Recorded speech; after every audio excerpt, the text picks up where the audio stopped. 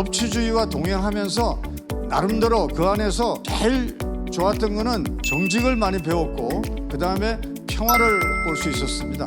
그래서 가져다준 행복이 컸기 때문에 법치주의의 삶이 나에게 준 행복이 크다, 그런 얘기를 했습니다. 예술하고 인문학에 대한 사랑이 저한테 행복을 참 많이 줬다라는 그런 생각을 합니다. 예술하고 또 인문학에 대한 사랑, 이걸 통해서 저는 삶이 많이 달라졌다 생각하고 있습니다. 인생은 행복과 불행, 그거의 패키지의 삶인 것 같아요. 행복을 나눌 때, 즉 내가 행복을 줄 때, 그때 내 스스로가 행복을 느끼는 그런 삶이라는 것을 저는 깨달았습니다.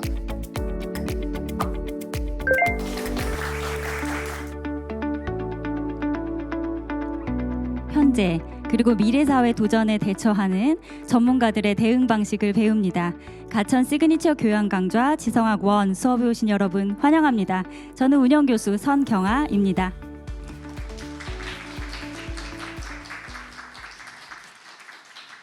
네, 오늘 현장에도 서포터즈 학생들이 와 계시고요. 온라인으로 많은 학생들 함께 참여해서 지성학 문을 열었습니다. 안녕하세요, 여러분. 안녕하세요. 네, 온라인으로 들어온 친구들과도 인사 나눠보겠습니다. 안녕하세요. 안녕하세요, 여러분. 네, 안녕하세요. 네. 그래서 우리 2주 만에 뵙는 것 같아요. 그렇죠? 지난주에는 현장에서 강연이 없었습니다. 그 대신에 지성학의 발자취라는 이름으로 여러분들이 지난 강연을 개인적으로 리뷰하시고 그리고 다시 만나고 싶은 강연자님께 드리고 싶은 질문을 과제로 남겨주셨습니다. 그래서 제가 그 과제로 제출하신 내용들 잘 살펴봤는데요. 다양한 강연자님들께 좋은 질문을 많이 남겨주셨어요. 그래서 우리가 14주차에 그 한 학기 전반적인 강연 리뷰를 하는 순서를 마련하고 있거든요. 지성학 포럼이라는 제목으로 그 순서를 준비하고 있는데 그 순서에 좋은 자료로 활용하도록 하겠습니다. 그리고 여러분들 매번 강연할 때마다 채팅창으로 그 강연자님께 드리고 싶은 질문을 남겨주고 계신데요. 매 강연마다 좋은 질문 남기신 분들 2분을 채택해서 커피 쿠폰 드리고 있는데 다 아시고 계시죠? 네. 오늘도 좋은 강연이 준비되어 있고요. 강연 열심히 보시면서 질문 남겨주시면 오늘도 커피 쿠폰 보내드리도록 하겠습니다. 자, 그럼 이제 오늘 강연 소개해 드리도록 하겠습니다. 오늘은 법률 분야의 명사님을 모시고 말씀을 들어보는 시간을 준비했습니다. 저는 제가 존경하는 이분을 우리 지성학 스튜디오에서 여러분들께 소개를 해드릴 수 있게 돼서 개인적으로 굉장히 기쁘고 영광입니다. 누구신지 너무 궁금하시죠? 네. 그래서 오늘 우리가 모실 분은 성낙송 변호사님입니다. 그래서 변호사님의 양력을 제가 이제 간단히 소개를 드릴게요. 아래서부터 위로 올라가시면서 보시면 될 것 같아요. 성낙송 변호사님은 1988년 서울 형사지방법원 판사를 시작으로 서울고등법원 부장판사, 수원지방법원 법원장, 서울고등법원 수석부장판사, 사법연수원장을 역임하시고 지금은 법무법인 화현에서 대표 변호사를 맡고 계십니다. 그래서 제가 주요 경력만 소개를 해드렸지만 무려 36년 가까이 법조인으로 살아오신 분인데요. 오늘 성낙송 변호사님을 모시고 우리가 사회 구성원으로서 법을 어떻게 이해하고 바라봐야 하는지에 관련한 지식뿐만 아니라 변호사님의 개인적인 삶과 경험을 통해서 세상을 바르게 바라보는 관점에 대해서도 좋은 말씀을 많이 해주실 예정이니까 잘 들어주시기 바랍니다. 오늘 강연의 제목은 행복을 주는 사람입니다. 바쁘신 중에도 시간을 내서 큰 걸음 해주신 성낙송 변호사님을 큰 박수로 환영해 주세요.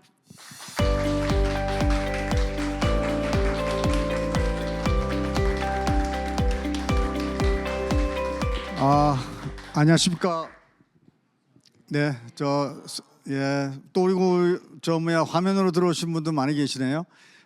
방금 소개받은 성낙송입니다.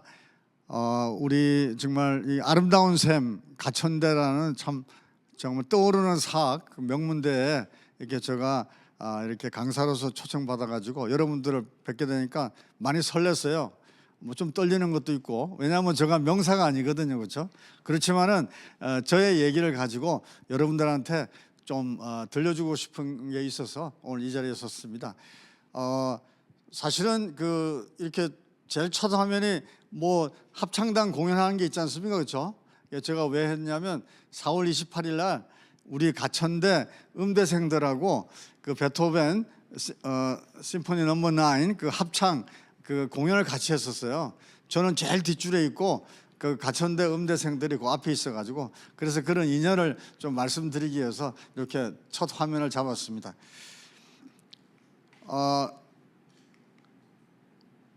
저 엄청 재밌게 웃고 있죠, 그렇죠? 짜장면 2그릇 먹는 그런 모습 보고 사람들이 막 놀려가지고 제가 막 웃던 그런 사진입니다. 이거는 뭐 행복이라는 걸 말씀드리기 위해서 했고, 먼저 여러분들 오페라 잠깐 듣도록 하겠습니다.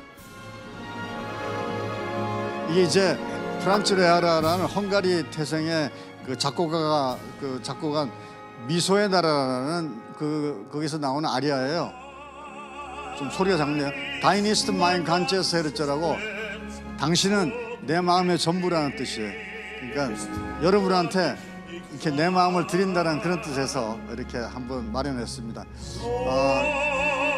오페라 이거는 뭐 여러분들 한번 이렇게 한번 접해보셨으면 어떤가 그런 생각으로 준비를 했습니다. 저기 두 사람 다 잘생겼죠? 요나스 카퍼만이라고 독일의 아주 유명한 테너고, 그 다음에 이제 스페인의 우리 갑자기 생각이 안 나네. 저분 잘생기면 도밍고, 그렇죠? 저 두 분이 공연인데, 저 공연을 한 극장이 이런 극장이에요. 난정이라는 퀴빌리에라는 사람이 만든 퀴빌리에 극장입니다. 근데 참 내부가 너무 아름다워요. 미넨에 가셔가지고 꼭 한번 보세요. 한번 보고 싶은 건축물 중에 하나로 이렇게 선정이 돼 있는데, 실제적으로 우리 2차 세계대전 때 저게 폭파될까 봐서 다 과학적으로 분해해 가지고 나중에 한참 뒤에 다시 그 번호 순대로 다시 맞춰서 조립한 극장이에요. 아주 아름답습니다. 꼭 한번 가시길 부탁드립니다. 저는 뭐 사실 좀 이렇게 보면 약간 도시 사람 같죠? 그렇지 않아요. 완전 촌놈이에요, 촌놈. 경남 산천군 생초면이라는 데서 태어났어요. 거기서 초등학교 다니다가 부산을 거쳐서 서울에 와서 이제 생활하고 있는데, 저기 이제 저 고향집에서 찍은 사진이에요. 필봉산이라고 꽤 이제 좋은 산이라고. 그래서 조선일보에 보면 뭐 저희 집터가 명당터라고 되어 있는데 뭐 그게 맞는 사람인지 모르겠습니다. 그 밑에 이제 박항서 감독 보이죠? 우리 어머니 사촌 동생이에요. 그러니까 저랑 외오촌, 저랑 좀 닮았잖아요, 그렇죠? 우리 성경화 교수님은 가서 한번 봤어요. 근데 저랑 초등학교 동창이고 나이도 같습니다. 그래가지고 아주 가깝게 지내고 있죠. 저의 이제 삶은 사실은 뭐 인간 그냥 사회인으로서 삶은, 제가 이제 58년에 태어나가지고 88년도에 법관이 되고, 그 다음에 2019년도에 이제 변호사로서 생활한 그런 세 개의 어떤 구간으로 나눌 수 있지 않나 싶어요. 근데 제가 봐서는 좀 법관이 될 때까지는 많은 고민을 했고, 또 뭔가 이렇게 불만에 가득 찼던, 왜냐하면 저는 아버님 일찍 돌아가셔가지고 어머니가 혼자 키우셨어요. 그러다 보니까 이제 여러 가지로 조금 어머니가 많은 고생을 하시는 그런 가운데서 살면서 제가 이렇게 조금 막 이렇게 만족감은 부족했던 그런 시기였던 것 같은데, 법관 생활을 하면서 저는 참 행복했습니다. 왜냐하니까 저의 부족한 부분, 그것을 법원에 가니까 그 선배님들이 너무 훌륭하시고, 또 우리 동료 후배들 한 사람 한 사람이 저한테는 다 선생이었어요. 그래서 법원이라는 곳을 저는 독일어로 슐레라고 이렇게 표현했어요. 마이 슐레라고 그렇게 했는데, 정말 그래서 법관 생활부터 조금 제가 그야말로 좀 달라진 모습으로 이렇게 배우면서 또 열심히 살았던 그런 시기였던 것 같습니다. 변호사로서는 좀 다른 길을 갖고 있죠. 근데 이제 저는 사실은 이제 뭐 말씀드리기 그렇습니다만 기독교인입니다. 근데 저의 삶은 이제 77년에 교회 출석을 했는데 그때부터 이제 2003년에 제자훈련이라는 걸 받으면서 제가 다시 한번 저의 어떤 나의 하나님을 조금 새로 만나는 계기가 됐고, 그 다음에 작년에 어떤 뭐 그레이트 어웨이커닝이랄까 뭐 하여튼 그런 어떤 저의 깨달음이 있어가지고 아주, 그래서 저의 신앙인으로서 삶은 이렇게 한번 나눠볼 수 있지 않은가, 이렇게 생각을 했었습니다. 지난 시간을 되돌아보면 저희가 이제 믿음을 가진 거, 이건 참 정말 너무 행복했던 것 같고, 그다음에 법관 생활, 그리고 제가 이제 케임브리지 대학에서 유학을 1년 했었어요. 그래서 그때 1년 할 때 그냥 박박 기었습니다. 밤새는 일도 많았고, 근데 교수님이 아주 뭐 이제 조금 열심히 한다고 그래서 석사 학위를 빨리 주셔가지고 1년 만에 이제 다시 돌아왔는데, 그때가 참 좋았던 것 같아요. 특히 그때 이제 후진국 판사, 그때 1992년이니까 세계에서 코리아 잘 알아주지 않았습니다. 그래서 뭐 한국에서 판사라고 이렇게 돼 있지만은 거기 가면 그냥 대학원생이었어요. 그러니까 뭐 저도 한국에서도 논문도 안 썼는데 거기서 영어로 논문 쓰려니까 이건 너무 힘들었지 않습니까? 그렇죠? 근데 써가지고 가면 그 교수님이 다 커렉션 해줬어요. 그거 지금도 아주 가지고 있는데 엄청난 보물입니다. 그래서 그걸 통해서 제가 이제 지냈기 때문에, 그래서 제가 지금 이제 케임브리지 대학 동문회 회장을 하고 있는데 너무나 참 1년 만에 성장을 많이 했던 그런 시절이죠. 그다음에 저의 고향에 대한 뭐 사랑은 여전하고 가끔 갑니다. 지리산 자락인데요. 가끔 가고. 근데 이제 고등학교, 대학교 남들이 말하는 좋은 대학을 갔는데 조금 교만했던 것 같아요. 들어가고 나서의 생활은 조금 들어가기 이전의 생활과는 좀 달랐고, 그래서 교만이라는 게 참 무서운 그런 어떤 독약이구나, 그런 생각을 좀 많이 했었습니다. 저는 이제 오늘 행복이라는 그런 테마를 가지고 행복을 주는 사람이라는 그런 어떤 그 강의 제목을 한번 잡아봤습니다. 근데 그건 왜냐? 제가 최근에 이제 행복을 많이 느끼고 있기 때문에 그렇게 이제 그런 저의 경험을 말씀드리기 위해서 이렇게 잡아봤어요. 사실은 여러분도 이제 인생 그렇게 많이 살지는 않았지 않습니까? 그렇죠? 지금까지 인생 다 살았다고 생각하는 사람은 없을 거예요. 그렇죠? 근데 저도 살아보니까 인생은 행복과 불행, 그거의 패키지의 삶인 것 같아요. 절대 내내 행복하고 또 내내 불행한 사람은 없는 것 같습니다. 그래서 저는 그 인생을 조금 더 행복하게 사는 게 어떤가. 근데 행복하게 사는 비결은 자기 자신이 그냥 행복이라는 거 움켜쥐고 있을 때, 그때 나는 행복합니다라고 세상에 자랑하는 그것이 행복을 보장해 주느냐? 절대 그렇지 않더라고요. 행복을 나눌 때, 즉 내가 행복을 줄 때, 그때 내 스스로가 행복을 느끼는 그런 삶이라는 것을 저는 깨달았습니다. 그래서 이제 그렇게 제목을 잡아봤고요.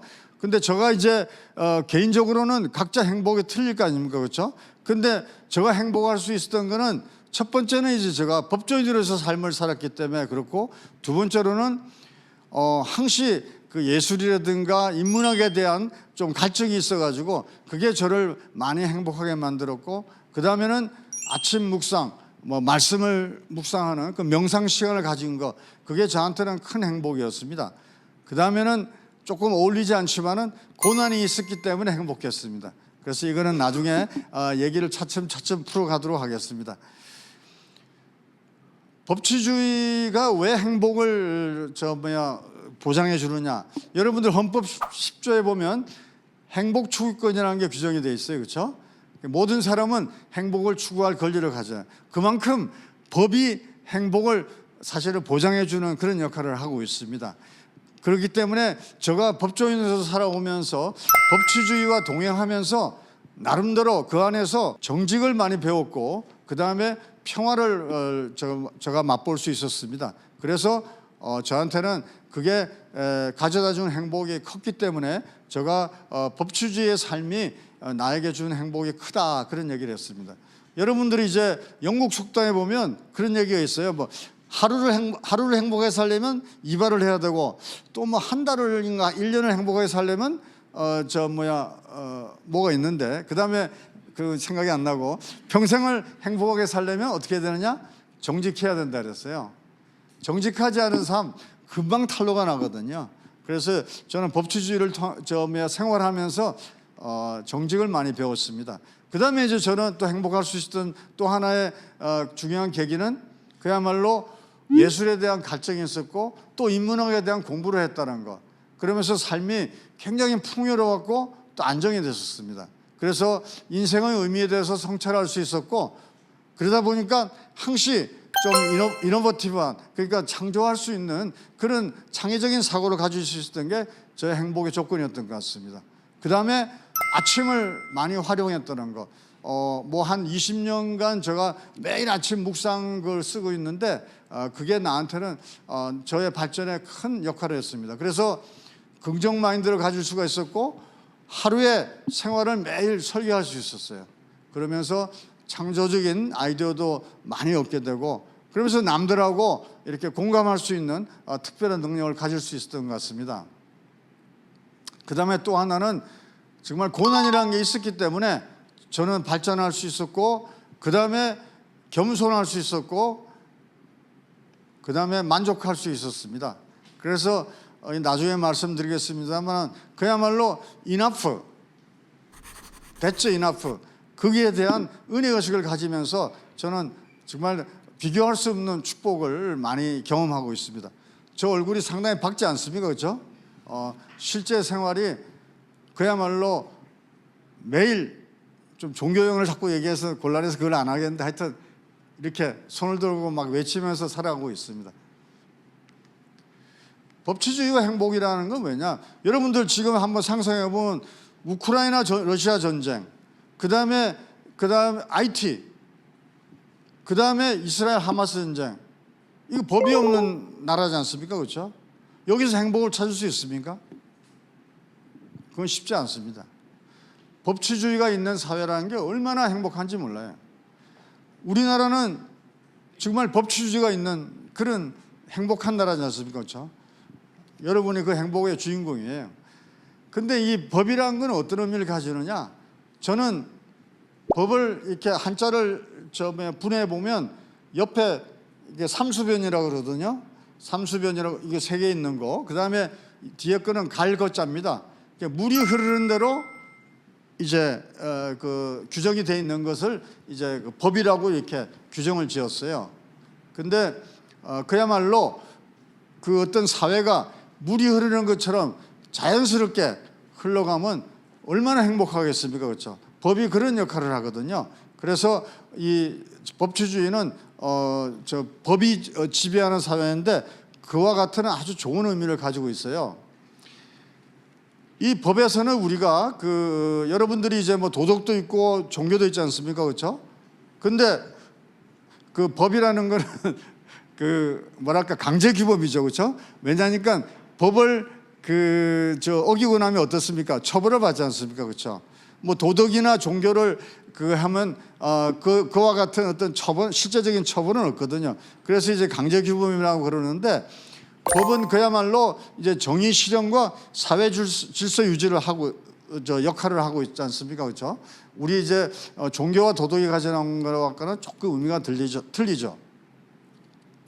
우리 세계에서 제일 오래된 그 법전은 우르남부 법정이라는 게 있는데, 요거는 상식선에서 한번 소개해주고 싶어서 이렇게 제가 파워포인트에 넣었고요. 근데 여러분들의 이제 생각은 이제 이런 얘기를 많이 들었을 겁니다. 법이 없어도 사는 사람이다 말이지. 그래서 나는 뭐 법이 없어서 살아. 근데 그거는 그야말로 그 어떤 법에 대한 한 부분만 본 거거든요. 법은 그러니까 처벌이라는 생각, 그리고 막 강제한다는 생각만 가지고 사는데, 그렇게 생각한 건데, 실제적으로는 법은 약속이라는 의미에서 미래를 향한 그와 같은 내용을 담고 있습니다. 그래서 법의 기능으로는 저는 정말 공기와 같이 우리에게 활력소를 주고 생명을 주는 역할을 한다. 이 독일 속담에 그런 얘기가 있습니다. 법은 공기와 같다 이렇게 얘기를 하죠. 근데 제가 생각하는 거는 뭐냐면 이 법은 우리한테 무법 천국 그거는 참 어려운 얘기입니다.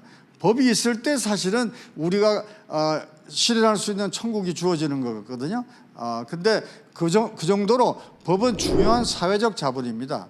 그래서 법을 통해서 여러분들이 그야말로 그 어떤 법이 없을 때 누릴 수 없는 그런 행복들을 누리고 있습니다. 그래서 저는 법은 중요한 사회적 자본이다 이런 얘기를 합니다. 그래서 법의 의미에 대해서는 여러분들이 조금 더 다른 눈으로 나에 대한 처벌, 뭐 강제 이런 것보다는 더 나아가서 새로운 행복을 가져다주는 중요한 수단으로 생각하시는 게 좋을 것 같아요. 이 법을 집행하는 그 어떤 기관이 법원이 있고, 그 다음에 우리 이제 거기에 법관이 근무하고 있지 않습니까? 그렇죠? 그 법관들이 이제 재판을 하는데, 이 재판을 통해서는 이제 여러분들이 뭐 이제 다툼이 있을 때 그거를 이제 이렇게 좀 강권적으로 해결하는 그런 권능을 가지는데, 이 재판은 사실 인정, 먼저 팩트 파인딩을 하고 그 다음에 법률을 적용한 다음에 거기에서 이제 올바른 결론 도출을 하는 3단 논법으로 진행이 돼요. 법관 친척이 있다든가 또는 부모님이 계실 수도 있을지 모르겠는데 법관의 업무라는 거는 참 어떻게 보면 따분합니다. 법정에서 재판 진행을 하고 또 평상시에는 이제 판례 찾고 또 연구하고, 그렇죠? 그렇게 해가지고 또 이 사안에는 어떤 법률 규정을 적용할 것인가 그 고민을 해야 되고, 당사자에게 줘야 되는 판결문을 작성해야 되고, 뭐 이런 여러 가지 좀 굉장히 힘든 그런 직업을 가지고 있죠. 일부는 이제 또 사법행정이라는 그 업무를 해야 되고, 그런데 이와 같은 업무를 하면서 법관은 고민할 수밖에 없습니다. 왜냐하니까 내가 직접 경험하지 않았던 그런 어떤 사실관계를 가지고 재판을 하게 되지 않습니까? 그렇죠? 그래서 여기서 항시 진실은 무엇이고 또 정의는 무엇인가, 이거에 대한 고민을 해야 되거든요. 그래서 정말 억울함이 없는 재판을 하는 게 이제 그 법관의 역할인데, 그래서 법관은 고민할 수밖에 없습니다. 그래서 제가 아마 머리카락이 많이 없어지지 않았나 하는 생각을 드는데, 하여튼 그와 같은 법관의 고뇌라는 거는 이거는 직업상 주어진 그런 어떤 고뇌입니다. 그리고 고뇌하지 않는 법관, 그 법관은 좋은 판결을 쓸 수 없다고 생각이 돼요. 양 당사자의 이해관계를 잘 파악을 해가지고 거기에 맞는 무엇이 정의고 선인가를 선언해주는 역할을 하려면 고뇌를 해야 됩니다. 그래서 우리가 그 정말 그 어떤 사회에서 그 어떤 법 규정만 적용해서는 곤란하기 때문에 그때 우리가 조심해야 될 게 항시 그 마이너리티에 대한 배려, 이 소수자 보호를 하는 것이 법관으로서는 하나의 그 기준점이 됩니다. 그래서 저는 법관 생활을 하면서 그 약자와 소수자 보호에 대한 그런 어떤 고민을 많이 했던, 과연 이걸 내가 어떻게 결론을 내야 되는가, 그런 관점에서 많이 생각을 했었습니다. 사실 우리나라 법제도는 상당한 수준으로 평가받고 있습니다. 세계적으로 항시 상위권에서 랭크되고 있어요. 우리나라의 법제도는 많이 수출되고 있어요. 제가 처음에 법관 생활 시작했을 때 88년도인데 그때는 저희는 판결하기 위해서 실제적으로는 딴 나라의 주석서를 많이 봤어야 됐어요. 그래서 그만큼 우리의 그 법학의 토대가 약했죠. 그런데 지금 그렇지는 않습니다. 그리고 사법제도도 세계적으로 완비된 제도예요. 그래서 저도 제가 법원에서 공보관 할 때 외국에 나가서 그 우리 법제도에서 설명을 많이 했었어요. 그분들은 특히 일본의 법제도, 이거는 너무 자기네 현실하고 맞지 않다는 거예요. 우리는 왜냐하면 고난을 극복한 나라지 않습니까? 그렇죠? 그러니까 후진국들에 대해서는 우리나라의 법제도에 대해서 많이 배우려고 했거든요. 그래서 우리 법원은 정말 많이 정말 세계적으로도 여러 가지로 높은 평가를 받고 있는 그런 좋은 제도를 가지고 있는 법원인데, 그래서 뭐 베트남에도 연수원을 지어주고 또 그리고 가서 강의도 하고 뭐 여러 가지 일을 하고 카자흐스탄, 여러 그 어떤 스탄 나라에 있는 법관들을 초청해서 연수원에서 교육도 많이 하고 또 아프리카에 있는 나라들 그분들도 많이 초청해서 강의를 했었습니다. 그와 같이 정말 좋은 세계적으로 우수한 제도라고 하는 법제도를 가지고 있는 나라고 평가되는데 우리나라 국민들 사이에서는 어떡하냐? 이거 뭐 법원에 대한 신뢰도가 너무 낮은 거예요. 정말 뭐 법원은 그야말로 어떤 부패의 온상이고 막 이런 그리고 부조리의 온상인 것처럼 생각을 해가지고 여러분들 옛날에 영화 보면 뭐 부러진 화살, 도가니 저는 그 영화를 보면서 도저히 받아들일 수가 없더라고요. 저거는 단편적인 것만 다루는 영화다 이렇게 생각을 했었는데 제가 사실 이제 법원에서 공보관을 2년을 했었어요. 그때 매일 신문에는 좋은 기사보다 우리나라 신문은 나쁜 기사가 많이 나지 않습니까? 그렇죠? 그러면 법원에 대해서 나쁜 기사가 나오면 그거 설명하는 게 저의 임무였어요. 그때마다 저는 법원에 대해서 굉장히 긍지를 가지고 얘기를 하는데 이 난데없이 부러진 화살, 도가니 이런 거 나오고 나면 뭐 아무리 얘기해도 먹혀들지가 않는 거죠. 그 정도로 우리 법원하고 국민들 사이에서는 상당한 간격이 있는 것 같아요. 그래서 저는 우리 법관들은 법도라는 조그만 섬에 살고 있구나 그런 인식을 하면서 늘 국민들에 대해서 설명하고 국민들에 대해서 리퀘스트하는 그런 어떤 심정을 가져야 된다 이렇게 생각을 했습니다. 그래서 오늘도 여러분들한테 법원에 대한 또 이해를 이미 법원은 떠났지만은 그래도 좀 하는 시간이 될 수 있지 않을까 이런 생각을 하면서 강의를 진행하고 있습니다. 제가 이제 느끼기에 법관의 핵심 가치는 무엇보다도 정의감이 있어야죠, 그렇죠? 그 다음에 법관이 신뢰를 받을 수 있어야 돼요.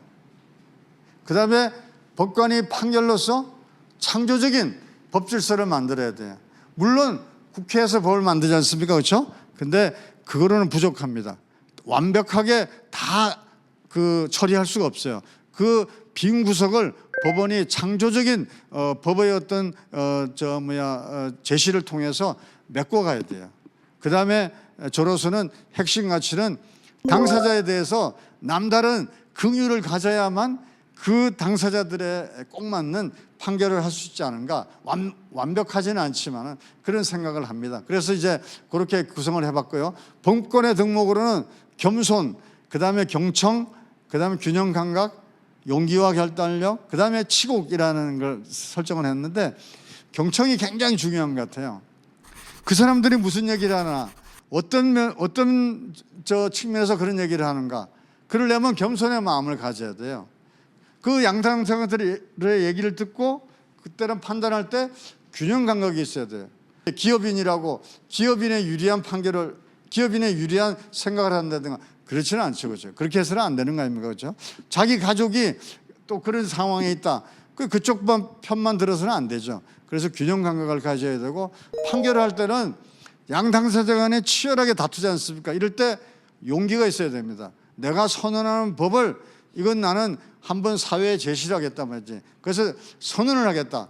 디클러레이션 하는 그런 그 용기가 있어야 되거든. 그래서 결단력이 필요하다는 거고 치곡이라는 건 굉장히 어려운 단어죠, 그렇죠? 이거는 뭐냐면 조그마한 부분에도 최선을 다한다. 그러니까 정말 우리의 삶에 있어서 최선을 다할 때 사회가 올바로 돌아간다라는 저거는 이제 중국 고전에서 나오는 단어인데 치곡의 정신 이게 저한테는 큰 중요한 덕목이 되었던 것 같습니다. 제가 생각하는 바람직한 법관상은 일단은 권위를 너무 내세우는 법관상은 성공할 수가 없습니다. 일단 판결은 집행이 될 수 있지만은 국민에게 진정한 해결책을 주는 판결은 선언할 수가 없습니다.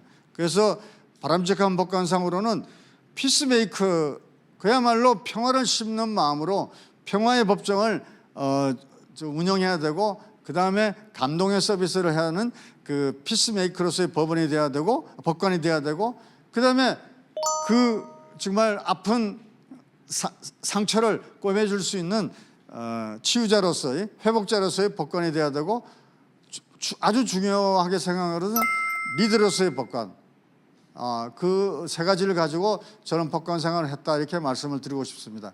그러니까 저의 법정은 한 번도 싸우는 소리가 안 나는 그런 법정이길 원했습니다. 무진장 참아야 되죠, 뭐 그렇죠? 어떻게 보면 어떤 때는 좀 조금 저희가 봐서는 이상자라고 생각하시는 분도 있지 않습니까? 그렇죠? 심지어는 이제 한 40분을 그분 얘기를 계속 들은 적도 있는데, 근데 인내함으로써 감동을 줄 수가 있습니다. 그래서 그건 그렇게 들어야 되고, 그 다음에 치유자로서 그 당사자들의 그 눈물을 이해하면서 그분들에게 그 적합한 그 해결책을 제시해주는 법관이 돼야 되는 거 아닌가. 무엇보다도 새로운 사회 질서를 만든다는 차원에서 리더로서의 법관, 그 리더로서의 법관은 어떤 리더가 돼야 되느냐, 서번트 리더가 돼야 된다. 그야말로 섬기는 자세로, 야 내가 이렇게 법을 선언하니까 이걸 따라야 돼, 그렇게 해가지고는 법은 먹혀들어 가지가 않습니다. 충분히 설명을 하면서 이러이러한 점에서 이런 법을 선언합니다. 그래서 저는 법관은 마에스트로다, 지휘자다.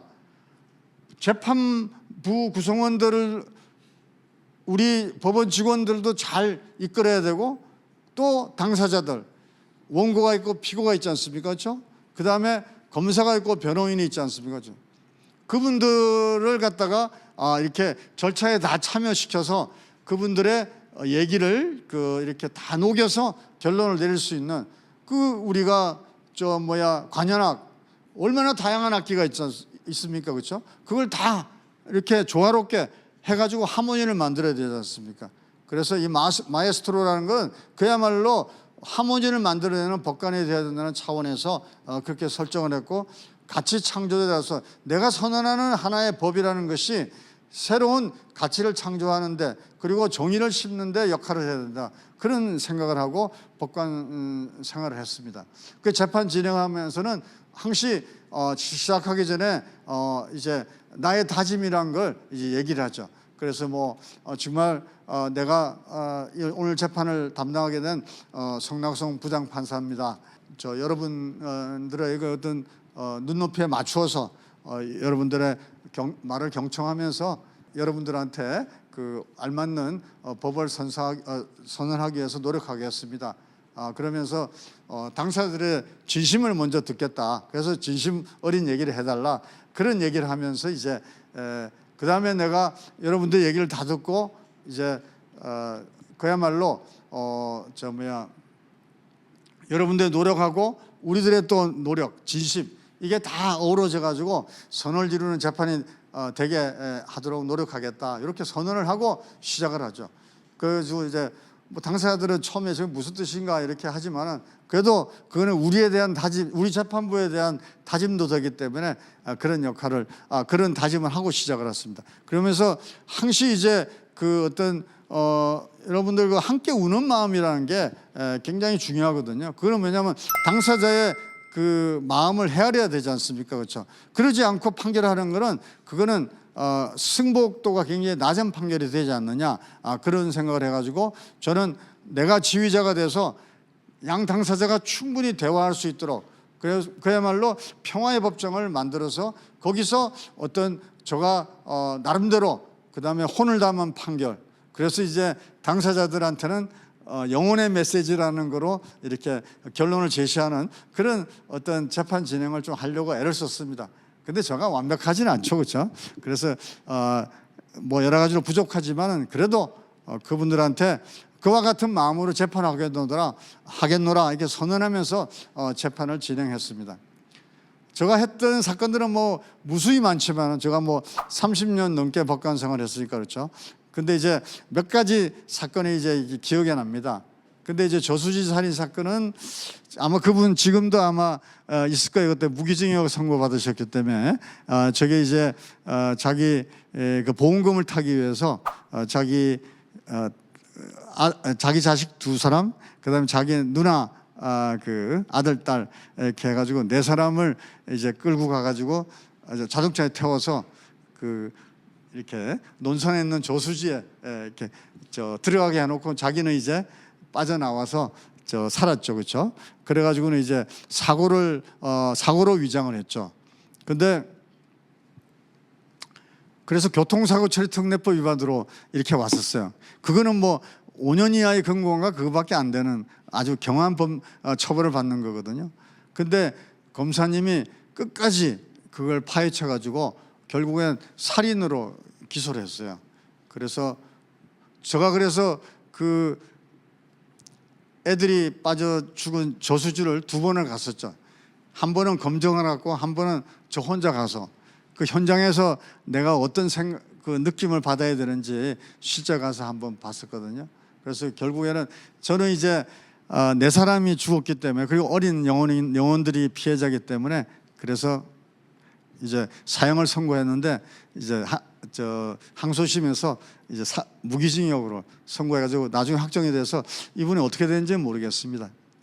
그다음에 또 하나 여러 가지 사건이 있지만은 그 나영이 사건이라는 거는 여러분들 잘 아실 거예요. 옛날에 나영이 사건이라고 보도가 크게 됐었죠.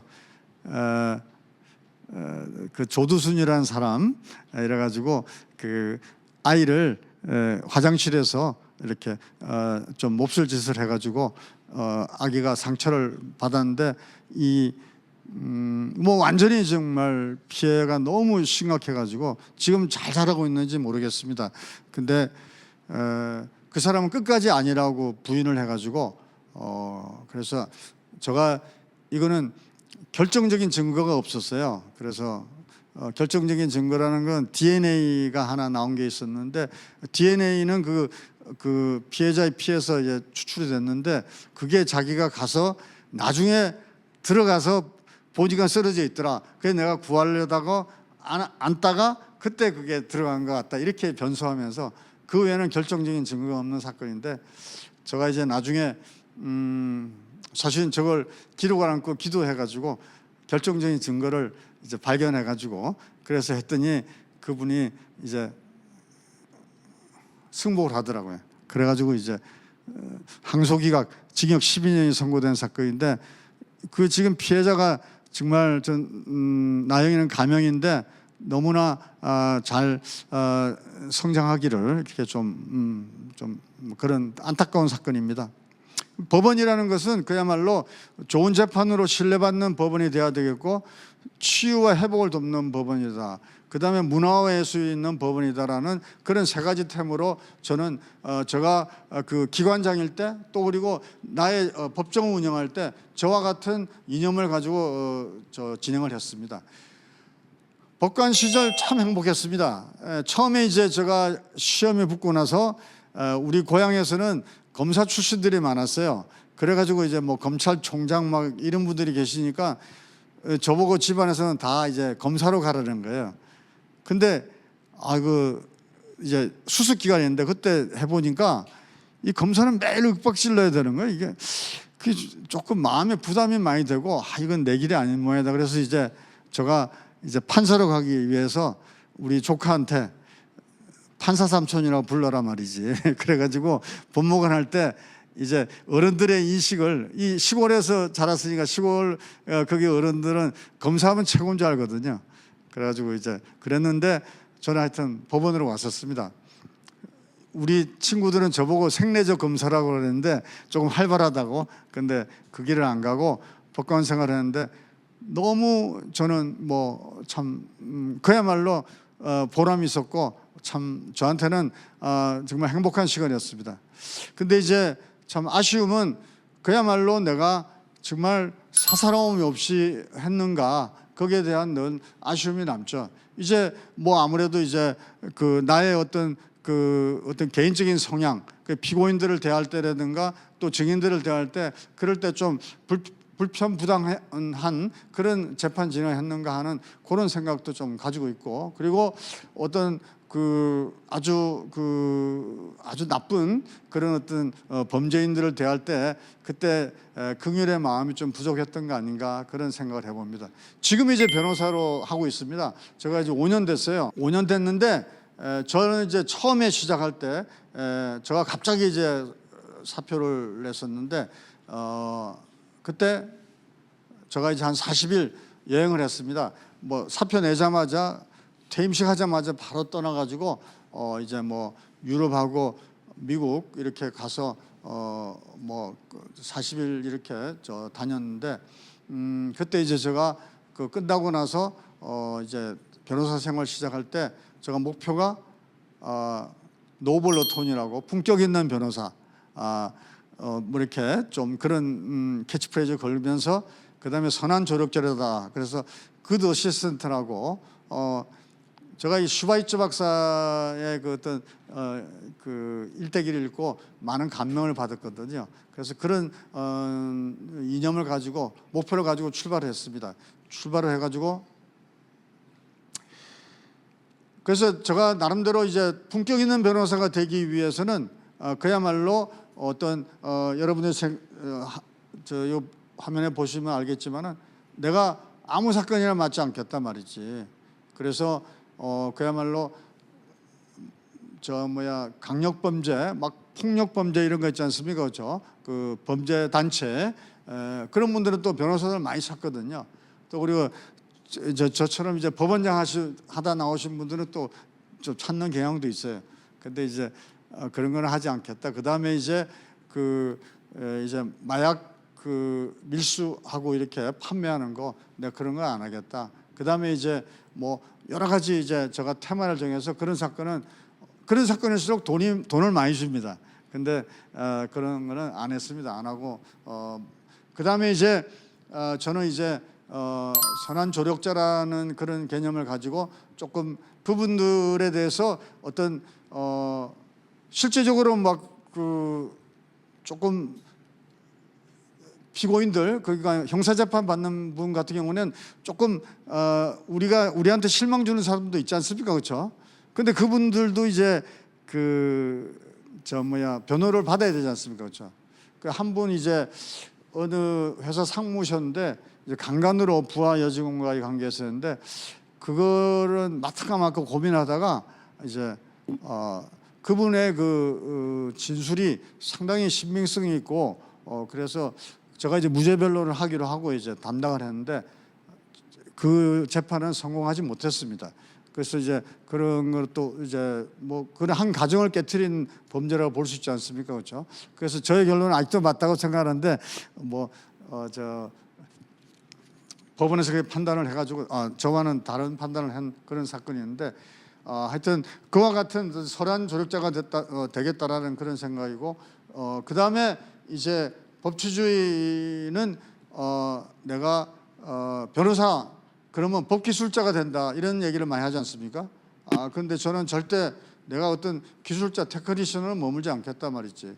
법치주의를 그대로 내가 이 변호사가 돼도 법에 대한 존중과 그리고 그게 실제 적용에 대해서 나는 계속적으로 하겠다 그런 생각을 많이 하면서 변호사 사건도 좀 구별해서 이제 맡았고 저한테는 무슨 소개비 이런 거 전혀 없이 이제 변호사 생활을 하고 있습니다.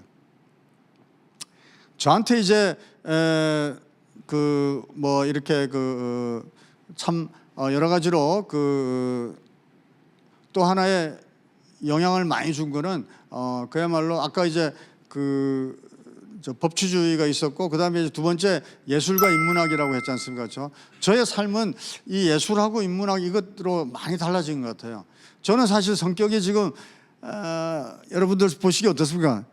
그래도 여전히 날카롭죠, 그렇죠?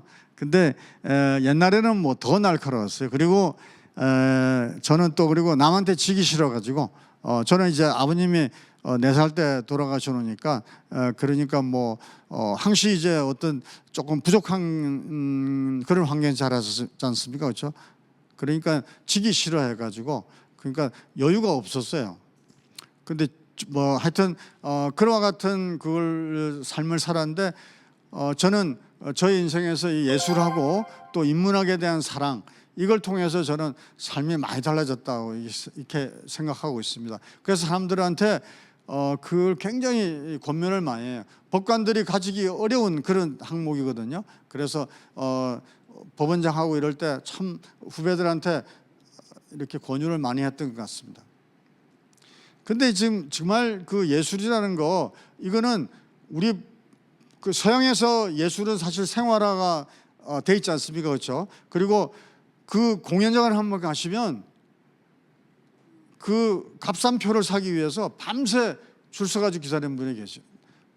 그 오페라 한 편을 보기 위해서. 엄청난 예술에 대한 사랑, 그건 놀랍더라고요. 근데 우리도 동양에서도 이 예악 사상이라 가지고 예와 법도와 그다음에 악, 이게 음악 아닙니까? 그렇죠?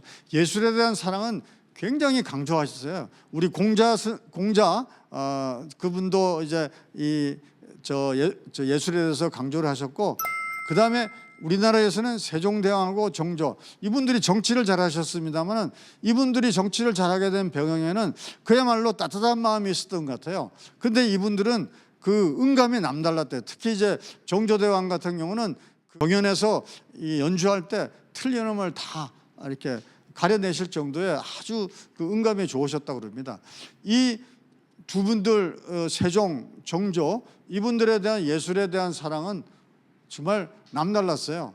그래서 여러분들 뭐 그 당시에 세종대왕 때라든가 정조 때는 이렇게 어떤 악기도 새로 만들고 또는 악보 같은 것도 새로 만들고, 그런 또 우리 민속 음악, 우리나라의 민족의 음악도 만드는 그런 놀라운 발전을 했죠.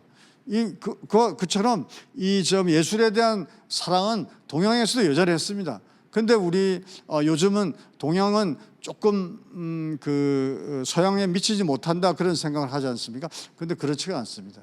우리 이제 지도자 중에 한 분인 백범 그 김구 선생님도 이런 얘기했어요. 나는 우리나라가 세계에서 가장 아름다운 나라가 되기를 원한다. 근데 우리의 부력은 우리의 생활을 풍족히 할 만하고 강력은 남의 침략을 막을 만하면 족하다. 오직 한없이 가지고 싶은 것은 높은 문화의 힘이다. 그처럼 이렇게 한 지도자가 이렇게 문화에 대한 그 어떤 문화민족이 되기를 바라는 그런 어떤 열망을 가지면서 이렇게 그 견해를 피력했는데, 실제 우리나라에서는 지도자들 중에 이와 같은 그 예술에 대한 사랑이 지극했던 사람이 많죠. 제가 이제 그 공부를 제가 이제 대학교 때까지는 잘 못했고, 그다음에 연수원 들어가면서 그때부터는 사실 예술 공부를 좀 많이 한 편입니다. 그 중에서도 기억에 남는 제가 만난 저의 삶의 하나의 그 어떤 새로운 가르침을 방향을 제시해준 그런 어떤 예술가로는 레오나르도 다빈치와 미켈란젤로, 그리고 또 베토벤이.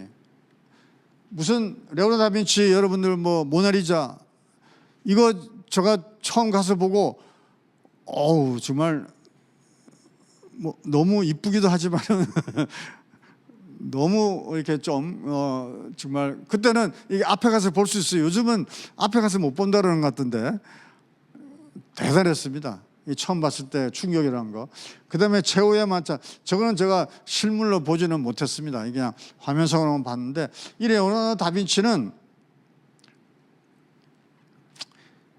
여러분들 모나리자 그림이 한 번에 된 거 절대 아닙니다.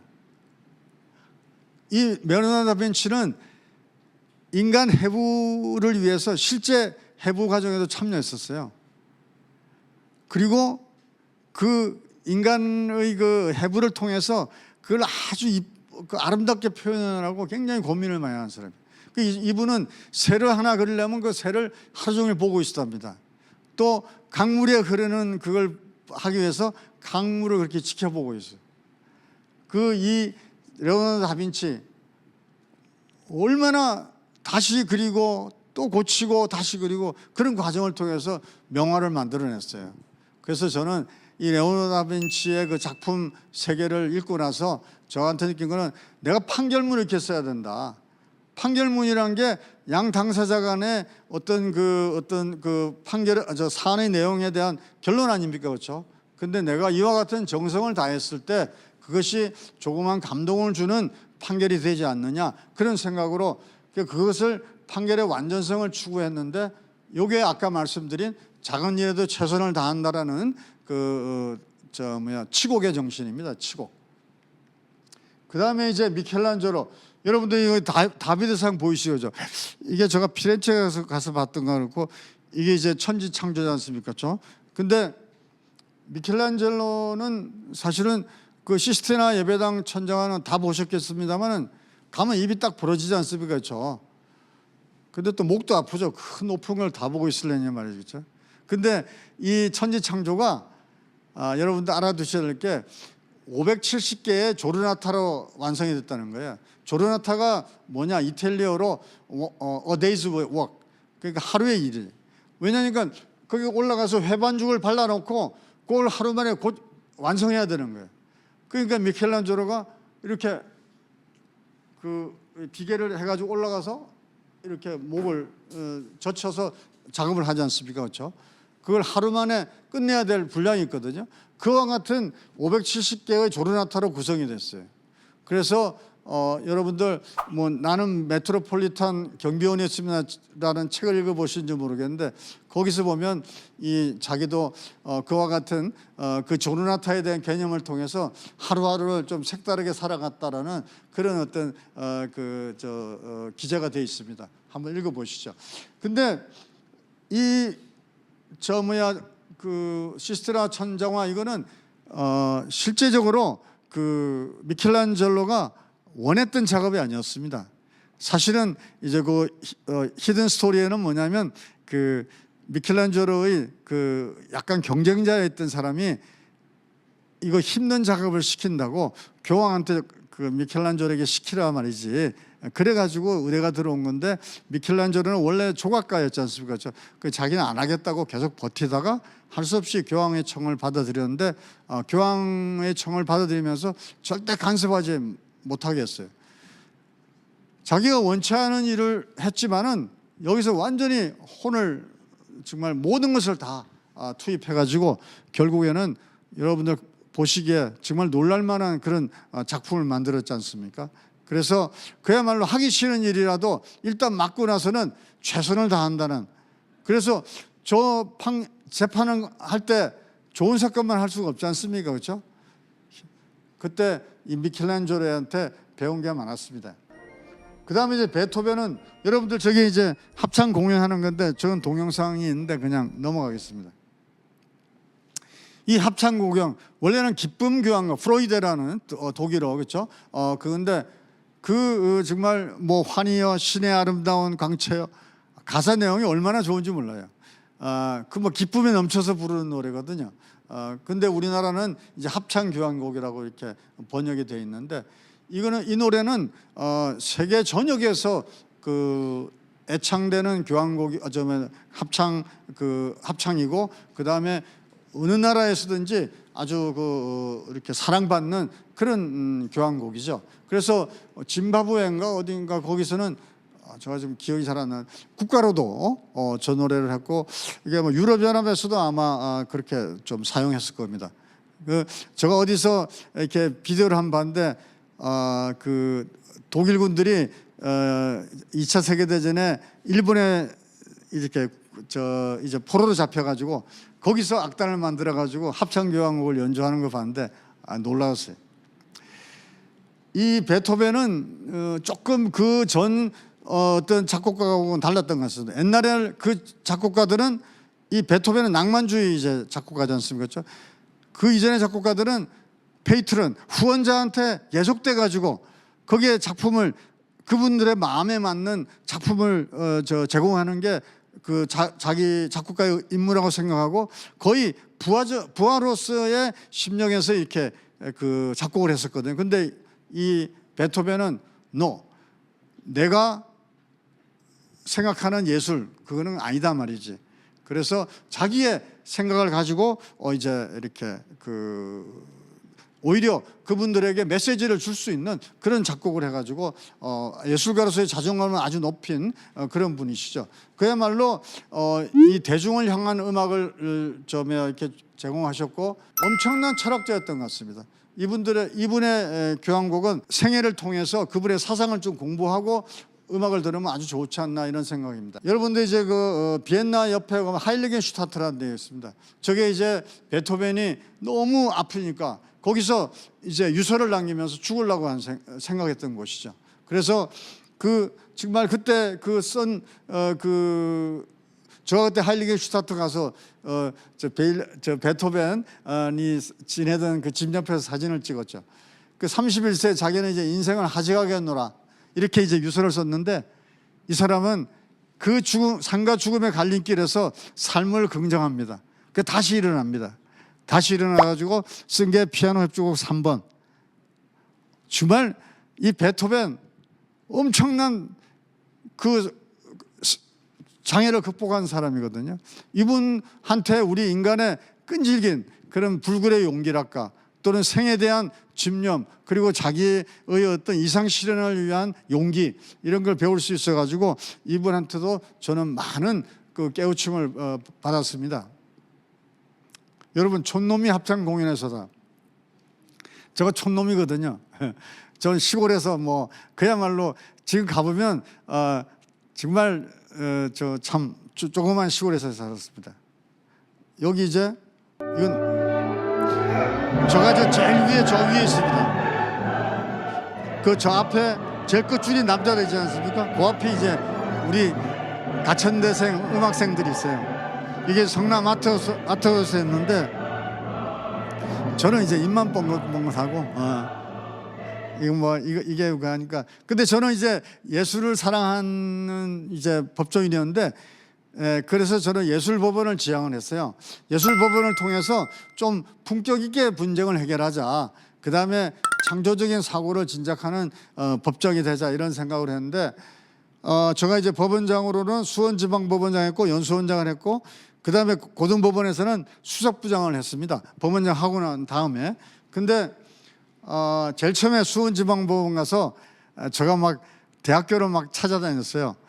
그 수원지방법원 간내에 이제 그때 가천대를 안 온 게 참 잘못이네요, 그렇죠? 그때 이제 중앙대가 있었고, 한양대 그 안산 캠퍼스가 있었고, 그 다음에 경기대가 있었고, 그 가서 제가 아무도 알지도 못하는 상태에서 그 총장님들을 다 찾아갔어요.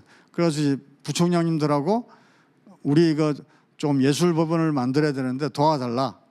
법원은 그때 이제 가서 그분들을 이제 좀 노력 봉사를 좀 이제 부탁드린 거죠. 그래서 그거는 그냥 잠깐 이거로 실겸해서 요거로 제가 보여드릴게요. 그때 우리 끝나고 나서 우리 직원이 비디오를 만드는 거예요.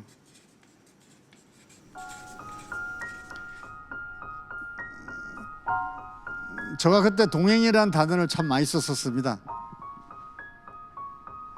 이 구닥다리 법원이에요. 지금은 이제 그 광교에 아주 법원이 멋있게 돼 있죠. 제가 구치감을 들어가 봤더니 저렇게 열악하더라고요. 저기서 무슨 생명이 있겠습니까, 그렇죠? 그래서 제가 부탁을 해서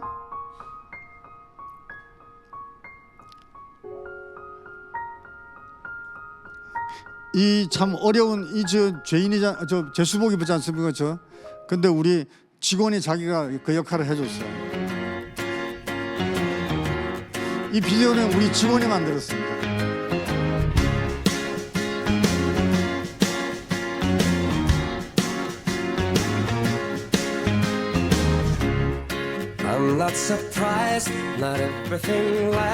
이제 이런 컨테이너 건물이었는데 이걸 다 경기대, 한양대, 중앙대 이렇게 세 학교에서 도와주셨죠.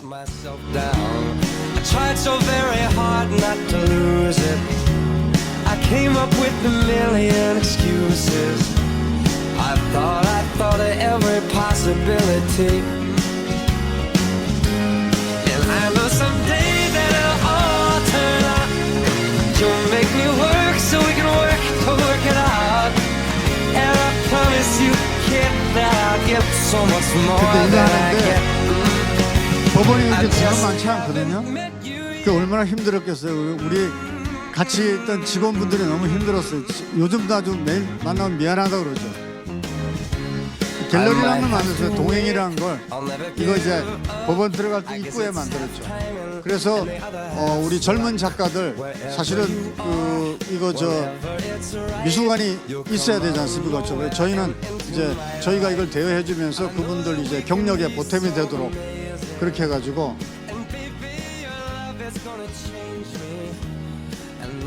그래서 이제 카페를 또 그때 제가 만들었죠. 제가 카페를 법원에서 2군데 만들었는데 이게 컨테이너 건물 이렇게 바꿨어요.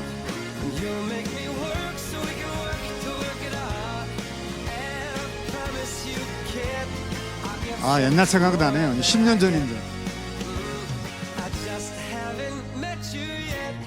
They say all's fair. 여기가 완전히 법원 구석이 그냥 담배 그냥 그게 좀 널브러져 있고 너무나 더러운 장소였는데 그래서 광교산 입구인데 이렇게 만들었죠. 법원에 이게 중앙대에서 다 협조해가지고 이렇게 해가지고 정말 그때 너무 고맙습니다. 그 다음에 이제 지휘자 그림하고 이제 오페라 하우스 그림들 다 해가지고 이 다니엘 바렌보임은 저도 머리숱이 적었는데 머리숱이 적어가지고 제가 많이 좋아했던 것 같아요. And now I can see every single possibility. 그때 조성진 씨가 이제 막 상 탔었어요. 그래가지고 Turn out, and I work to work it out. 이제 계속 해나가겠다는 그 뜻이죠, 그렇죠? 그 고등법원 가서는 여러분들 이제 서초동 가면 여기 자치를 볼 수가 있는데 법원하고 검찰청 사이에 장미 터널이라는 걸 제가 만들었어요. 그 다음에 이 법원의 뒤에 산 올라가는데 저 카페를 만들었죠. 카페 157이라고.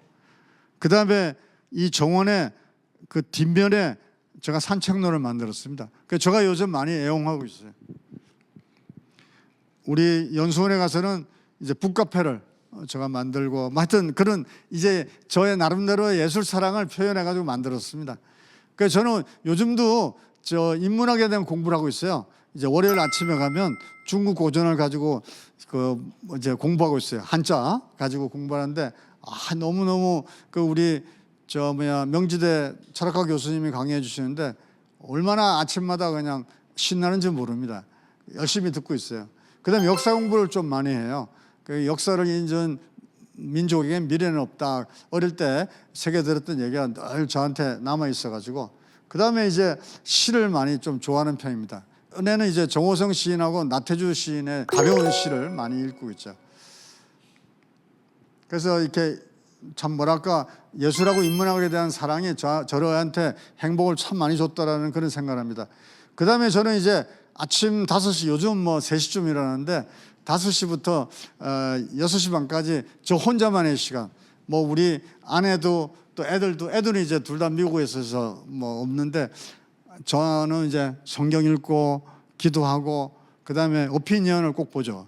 그 다음에 이제 나와서는 이제 한 10분 떨어진 곳에 가서 운동하면서 반신욕도 하고 그때 이제 운동하면서는 CNN을 봅니다. 봐가지고 뭐 세계적인 뉴스가 뭐 있나 보고 또 이제 그 CNN 보면 그 개인적인 얘기지만은 그 아들 딸이 있는 맨하탄을 꼭 보여주거든요. 그래서 아 너네들 있구나 그러면서 이제 시간을 보내죠.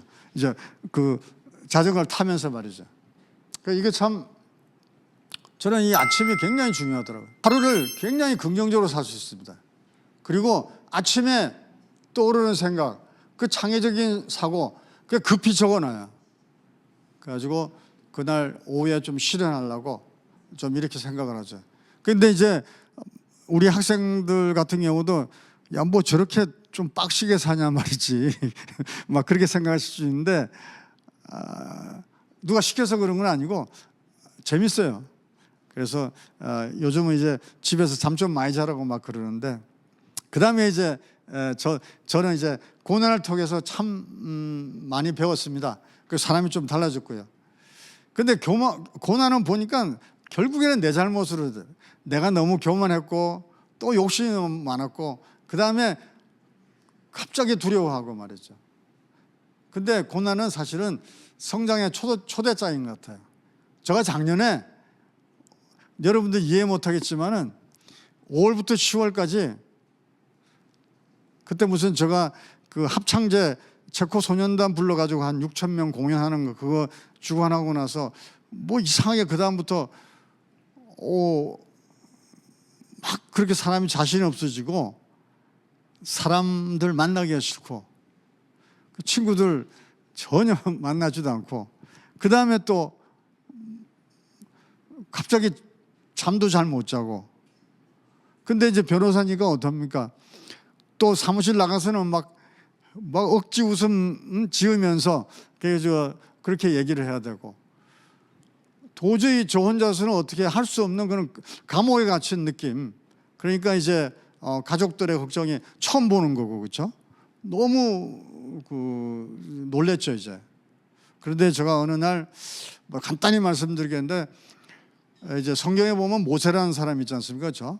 모세라는 사람이 이제 이스라엘 민족을 데리고 이제 이집트에서 가나안으로 이제 가는데, 거의 목전에 두고 이제 자기도 그 가나안 땅에 가서 살게 해달라 이렇게 요청을 하는데, 하나님께서 no, 안 된다고 그래요. 여태까지 너가 누렸던 은혜가 족하다 말이지. 그래서 영어 성경에 보면 that's enough 이렇게 됩니다. 그래서 그 사람은 그냥 자기가 1등으로 들어가야 될 가나안에 못 들어가고 그 전 땅에서 느보산 근처에서 죽어요. 근데 그걸 아침에 묵상을 하면서, 제가 사실 그 생시골에서 그렇게 자란 사람이 이렇게 정말 뭐 셀 수도 없는 축복을 받았는데 이게 뭐냐 말이지. 그러니까 그때까지 나의 삶이 that's enough인데 너 왜 그렇게 사느냐 말이지. 모세는 그야말로 순종하면서 죽었거든요. 근데 나는 더 달란 말이지. 계속 그러고 살았. 근데 그때부터 제가 참 눈물도 많이 흘렸습니다. 저 남자로서 말이죠. 근데 그때부터 이제 모든 것이 은혜라는 그 찬송만 계속 들으면서 정말 일어났죠. 그때 참 남자가 이렇게 루저가 되니까 이런 날이 있구나. 처음 경험했는데 잘못된 생각도 많이 했었습니다. 근데 저의 어떤 이나프, 너는 누릴 만큼 누렸다. 그 생각, 그게 저를 완전히 변화시켰습니다. 그러면서 이제 제가 가진 생각은 한참 지났을 때 저한테 어떤 메시지가 오냐면, 너 그 복을 네 혼자 가져서는 안 된단 말이지. 그건 복을 죽이는 거다. 복을 나눠야 된다. 그래서 오늘 행복을 주는 사람이라고 이렇게 쓴 겁니다. 제가 그때부터 지금 그걸 실천하고 있는데, 요즘 좀 우리 아내 불만이 많죠. 돈을 많이 쓴다고 그러는데 근데 막 이렇게 하여튼 나누고 싶어요. 그러면서 제가 얻는 행복이라는 건 말도 못합니다. 그래서 이 나의 고난이라는 걸 통해서 저는 정말 행복을 알게 되었다. 그래서 지금의 삶은 예전의 삶하고는 완전히 다릅니다. 옛날에는 교만했고 조금 뭐 좋으면 이건 뭐 내가 잘나서 그런 줄. 지금 전혀 그렇지 않습니다. 아주 이렇게 잔잔히 내 안에서 이렇게 이 마음 속에서 잔잔하게 흘러요. 그러니까 행복할 수밖에 없습니다. 그래서 저는 복을 나눠주는 사람이 되겠다 말이죠. 이렇게 생각을 하죠. 그래서 내가 가진 그 깨달음은, 내 주위에 있는 사람은 모두가 나한테 주어진 선물이다 말이지. 그리고 나는 정말 낙원으로 초대받은 그런 사람이다. 얼마나 복이 많은가 말이지. 그런 생각을 하게 됐습니다. 그래서 제가 주례를 사실 굉장히 많이 봤습니다. 지금 한 70번 정도 봤을 텐데, 왜냐하면 사법연수원장 하면 그 이제 교수하고 그러면 이제 우리 학생들이 뭐 이렇게 많이 해달라 가지고 했는데, 그때마다 꼭 저걸 제가 얘기합니다. 그래서 아내, 아들 다 그렇게 선물로 나한테 주어졌구나 하는 생각, 그게 제가 고난을 통해서 얻은 생각입니다. 그리고 저 스스로 초대받은 사람이구나. 이 땅에 아주 멋지게, 사실 저 볼 게 뭐 있습니까? 키도 조그맣고, 그리고 머리카락도 없고 말이지. 그런데 이렇게 행복하게 살지 않습니까? 그렇죠? 이런 깨달음 때문에 그런 거거든요. 여러분들한테 좀 드리고 싶은 말이 있습니다. 이제 빨리 가야 되겠네요. 여러분 중림동 약현성당 한번 가보셨어요? 우리나라 최초의 그 성당이래요. 너무 아름다워요. 서울역 주변에 있는 건데 저도 처음 갔습니다. 근데 이걸 갈 때 참 좀 해프닝이 있었어요. 제가 이제 그 출근 안 하고 그럴 때는 지하철 타려고 애를 쓰거든요. 저는 또 왜냐면 공짜표가 있지 않습니까? 그 공짜표 저 티켓 가지면 무슨 소리 나오는 거 아십니까? 제일 앞에 계신 분? 경로 우대증 행복하세요 그러고 나와요.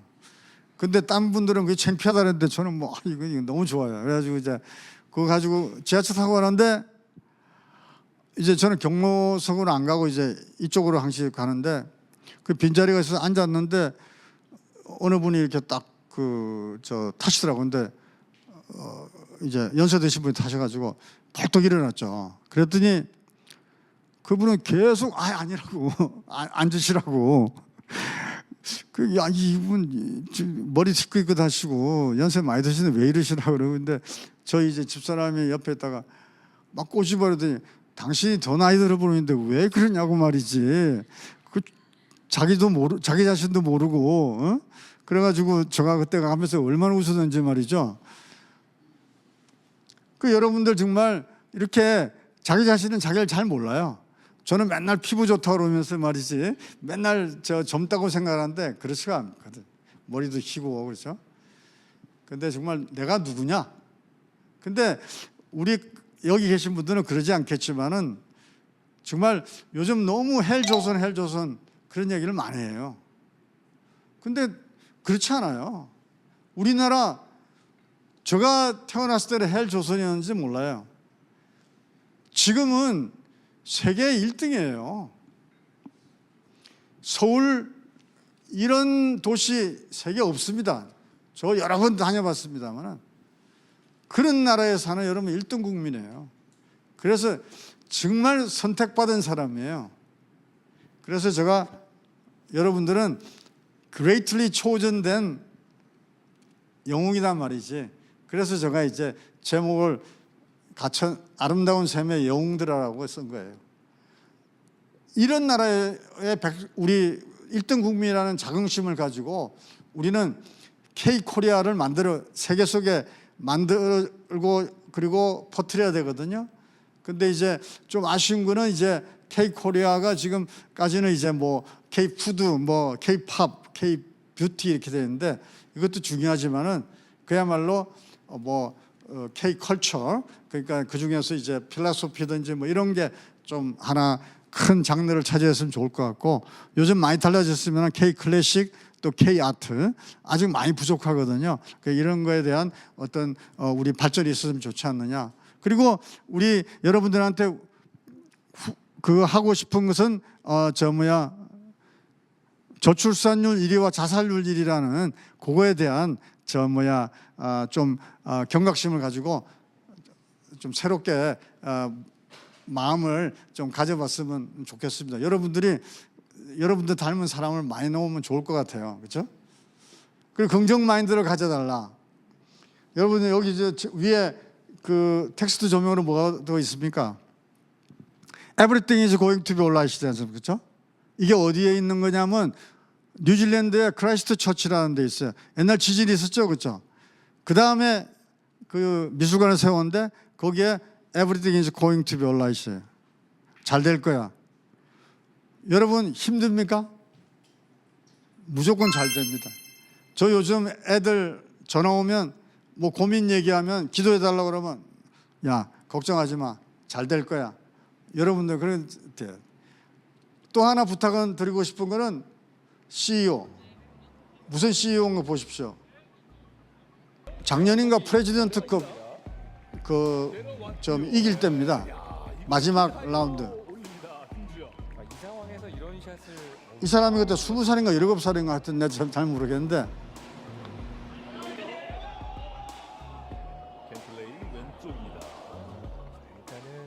이 사람 거는 안 들어가고 그 다음에 인터내셔널 팀 김주영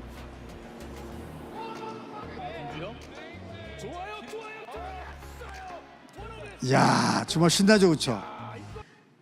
정말 포효하지 않습니까? 우리나라 한국 사람이 저처럼 미국에 멋진 코리안 이렇게 각인시킨 사람 없습니다. 그래서 김주영 씨를 그 다음부터 뭐라 부르는지 아세요? Chief Energy Officer라고 해요. 활력을 주는 사람. 김주영 씨는 외국을 생활을 많이 해서 영어도 잘합니다. 저 주눅 들지 않고 말이죠. 정말 거기서 파이팅하면서 그 팀을 완전히 살린 거예요. 최경주 씨를 제가 개인적으로 만난 때가 있었는데 김주영 씨의 저걸 보고 미국인들이 놀랐다는 거예요. 이게 한국을 세계 속에 심는 거거든요. 그래서 여러분들이 CEO가 되어달라, Chief Energy Officer가 되어달라. 그러려면 꿈이 있어야 되고, 그 다음에 모험을 두려워하지 않아야 된다. 리스크 테이킹을 해야 돼. 그냥 안락한 삶, 야 부모님이 준 부동산 관리하면서 살래, 절대 안 됩니다. 그리고 무조건 배우셔야 돼요. 저도 지금 월요일 날 중고 좀 배우고, 화요일 날 오페라 배우고, 수요일 날 합창하고, 목요일 금요일 중에 하루는 성경 공부하고 이렇게 살아요. 재밌어요. 그리고 세상을 이길 수 있습니다. 어려운 세상을. 여러분들 그 예술 인문학에 대해서 많이 관심을 가지고, 그리고 또 미술관, 음악회 여기 참 많이 다니셔야 돼요. 인생을 많이 배울 수 있습니다. 남의 그 인생 그 작품이 인생을 요약한 작품들이거든요. 그 여행을 많이 하셔야 돼요. 여행을 많이 하시고, 그리고 나는 저한테 부족한 부분인데 AI 공부를 많이 하시고, 그 다음에 아침의 주인공이 돼야 돼요. 너무 바삐 살면 안 됩니다. 스탑하는 시간이 있어야 됩니다. 여러분들 멍때리기 대회 아십니까? 저 최근에 봤어요. 그게 보니까 뭐 스페이스 아웃 컴피티션이라고 CNN에 나오더라고요. 저게 뭔가 했더니 우리나라 말로 멍때리기 대회더라고. 12시간 동안 아무 일도 안 하고, 근데 그게 우승을 결정하고 그럽니다. 저와 같은 멈춤이 있어야 됩니다. 그리고 무엇보다도 비교하면 안 돼요. 아니 저 같은 사람 어떻게 살아남겠어요? 키도 작고 얼굴도 못생기고 엄마밖에 없고 얼마나 불쌍하겠어요, 그렇죠? 내가 그렇게 비교했다 그러면 지금 이 자리에 설 수가 없었겠죠. 절대 비교하면 안 됩니다. 그래서 마이 스토리를 쓰는 사람이 돼야 되고, 치곡은 아까 말씀하셨고, 생활 습관으로는 무조건 걸으셔야 돼요. 택시 30분 안에 되는 건, 저는 사실 골프 치면서 18을 내내 걷습니다. 걸을 때 엄청난 자유를 느껴요. 나무도 내 친구가 되고 땅도 내 친구가 됩니다. 그래서 제가 눕지 말고 앉지도 말자 이렇게 말씀을 드리고, 그 다음에 동료와 같이 가는 go together는, 그 다음에 고난은 우리의 선생님입니다. 그래서 고난을 통해서 그동안 받은 축복을 확인하면서 고난을 품어 안고 가셔야 돼요. 그래서 결국에는 행복을 주는 사람. 그래서 저는 여러분들한테 Chief Happiness Officer, CHO가 되게 돼달라. 그러기 위해서는 자기를 잊어야 됩니다. 타인의 행복을 먼저 찾아야 돼요. 그 위에 거는 너무 어려우니까 다음에 화면을 보시고 하시고, 어느 교황이 뭐라고 했는지 아십니까? 나는 여러분의 행복을 위해 살았습니다. 그래서 그 누구보다도 행복했습니다. 실제 남을 먼저 보셔야 됩니다. 여러분들 꿈을 꾸셔야 돼요. 무슨 옷을 입을 건가? 저는 법복을 입는 꿈을 꿨거든요. 그래서 조카한테 판사삼촌이라고 부르라 했어요. 법무관 때 그 판사 되기 전에. 여러분들 무슨 옷을 입을 건지 생각해야 돼요. 죄수복을 입을 거냐, 예비군복을 입을 거냐 생각하셔야 됩니다.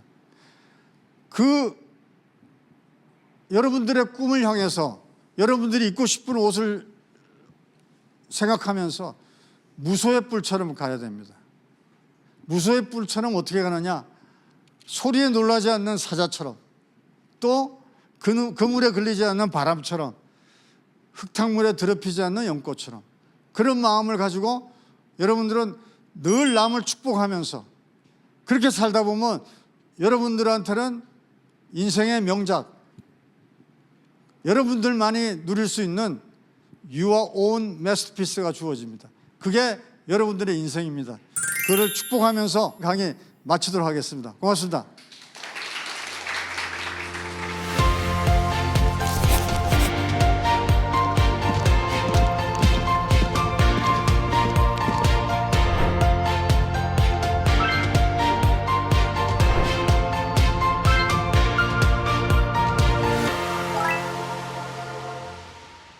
안녕하세요, 변호사님. 법학과 신동희입니다.